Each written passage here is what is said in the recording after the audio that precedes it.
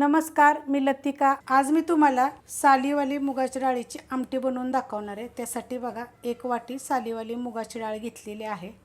तिला आपण कुकरमध्ये टाकून घेऊया आणि 2 ते 3 पाण्याने स्वच्छ धुवून घेऊया।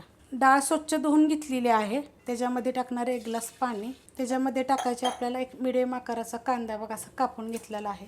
1 वाटीला 1 कांदा टाकायचा, 1 टोमॅटो टाकायचे मिडियम आकाराचा, त्याचं बी निघेल तेवढं मी काढून घेतलेलं आहे। 1 हिरव्या मिरचीचे तुकडे टाकायचे, त्यात टाकायचे आपल्याला थोडंसं मीठ, चवीप्रमाणे मीठ जरी टाकलं तरी चालेल।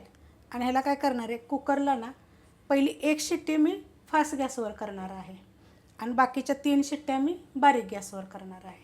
कुकरच्या बघा शिट्ट्या झालेल्या आहेत, कुकर पूर्ण थंड झालेला आहे। मी खाली उतरून घेतलेला आहे। झाकण काढूया आपण। मस्त असे बघा हे शिजलेले आहे, मऊ एकदम शिजवून घ्यायचे बघा किती मऊ। आता ह्याला काय करते माहिती आहे का, थोडीशी फिरक्यानं घोटते, जरूरत पडत नाही की असे चमच्यानं जरी हलवली तरी होते। तर थोडीशी आपण मिक्स करून घेऊया फक्त।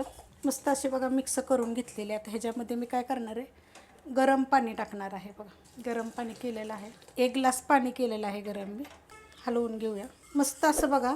गरम पाणी टाकल्यानंतर मिक्स करून घेतलेलं आहे। आता तुम्हाला किती पातळ पाहिजे त्याप्रमाणे बघायचं। अशा पद्धतीत झालेली आहे बघा। अजून जर तुम्हाला पातळ पाहिजे असले तर थोडीशी पातळ करायची, नाही तर एवढी घट्ट तर पुष्कळ झाल्या। तर ह्याला आपल्याला अजून उकळायचे आणि ह्याच्यामध्ये मी कडक गरम पाणी टाकलेलं आहे। तडका पॅन घेतलेला आहे बघा आणि त्याच्यामध्ये 1 पळी मी गरम करून तेल घेतलेलं आहे। तेलाच्या जागी तुम्ही तूप पण घेऊ शकता। त्यामध्ये टाकायची मोहरी, त्याच्यामध्ये टाकायचं जिरं, त्याच्यामध्ये टाकायचा कढीपत्ता, थोडीशी टाकायची आपल्याला हिंग पावडर, त्यामध्ये टाकायचे लसूण आणि आलं असं कुटून घेतलेलं आहे मी बघा चांगलं। त्यावर टाकायचे थोडीशी मिरची पावडर, कारण हे हिरवी मिरची पण आपण टाकलेली आहे। आणि आता आपण हा तडका ओतून घेऊया।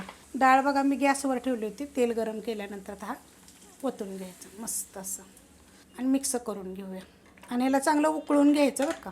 मस्त असं बघा तडका ओतल्यानंतर उकळलेलं आहे। अशा पद्धतीत ही डाळ झालेली आहे। ह्याच्या अगोदर बी खूप रेसिपी मी ह्या डाळीच्या अपलोड केलेल्या आहेत। आता ह्याच्यावरनं काय केलं, उकळल्यानंतर बघा ह्याच्यावर थोडीशी कोथिंबीर टाकायची आणि मीठ तर आपण शिजवतानाच टाकलेलं आहे। चव बघून मग परत जर मीठ कमी वाटलं तर मीठ टाकायचं। मग हे मस्त अशी डाळ होती बघा। अशा पद्धतीने एकदा करून बघा। फक्त तेलाच्या जागी तुम्ही तूप टाकलं तरी चालते, तेल जरी वापरलं तरी चालते। झटपट रेसिपी तुम्हाला दाखवलेली आहे, एकदा करून बघा जरूर। रेसिपी आवडली तर लाईक करा, सबस्क्राईब करा, कमेंट करा आणि शेअर बी करा।